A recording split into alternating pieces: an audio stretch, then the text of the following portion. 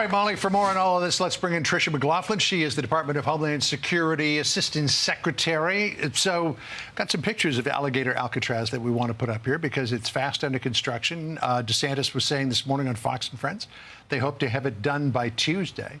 This is a facility that's being partially funded by the federal government.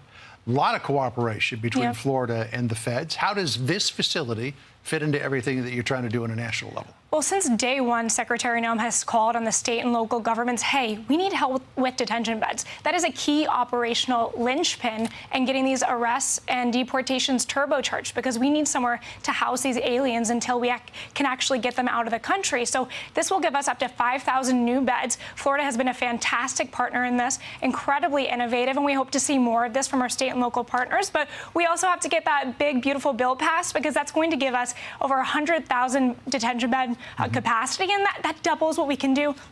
Really turbocharge those arrest numbers. So this facility is being built out at a training airport, which is right along the Dade-Collier County line. I've driven past it many times on the Tamiami Trail.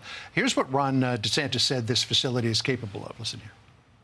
This is going to be able to have more than 3,000 illegals can be processed through here. We've got a massive runway right behind us where any of the federal assets that they want to fly these people back to their home country, they can do it one-stop shop.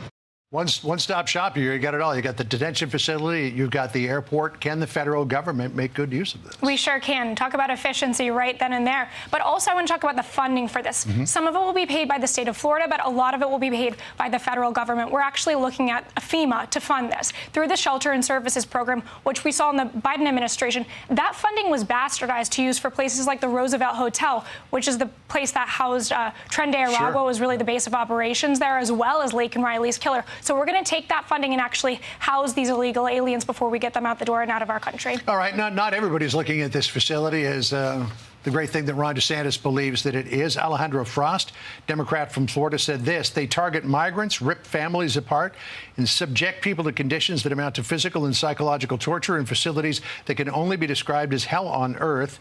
Now they want to erect tents in the blazing Everglades sun and call it immigration enforcement. They don't care if people live or die. They only care about cruelty and spectacle.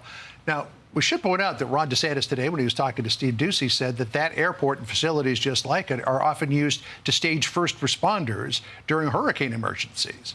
So I'm not quite sure what the good congressman is talking about. Our ICE facilities have higher standards than a lot of U.S. detention facilities for actual American citizens, so that's ridiculous. He doesn't know what the heck he's talking about. But, oh, by the way, Americans should know that 70% of illegal aliens who have been arrested under this administration actually have criminal convictions or pending criminal charges. So this is all just him playing gutter politics, and his continuing to villainize our ICE enforcement officers is contributing to the fact that 500% increase in assaults against our brave men and women in law enforcement. I also want to ask you about this, because last weekend, DHS put out a warning about possible threats to the homeland from Iranian sleeper cells or people affiliated with them. With the ceasefire now in place, has that threat diminished, or is it still out there?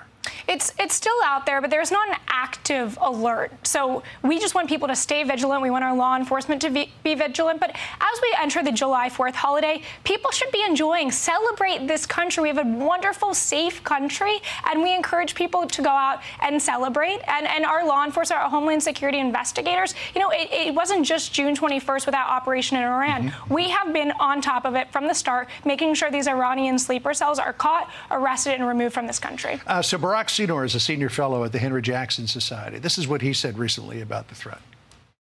The number of Lebanese, Iranian, South American operatives with Iranian connections that have come through the borders, you just have no way of tracking.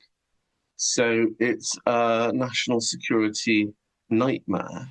We don't know for sure how many gotaways have come across the border and filtered into the United States in the past 4 years of the Biden administration, but an estimate is that it's 1,858,203.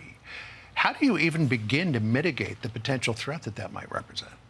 information sharing from the state and local levels to the FBI, to the Homeland Security investigations. We are completely on it. 570 known terrorists or suspected terrorists have been arrested in the interior of our country since President Trump and Secretary Noem took office. We're all over it. There's been actually 1,000 encounters at the border of individuals on the watch list. Think about what was happening the last 4 years. So we know that this is a major threat and a major problem, and we're working to solve it every single day. All right, well, let's hope it's a quiet weekend you got ahead of you.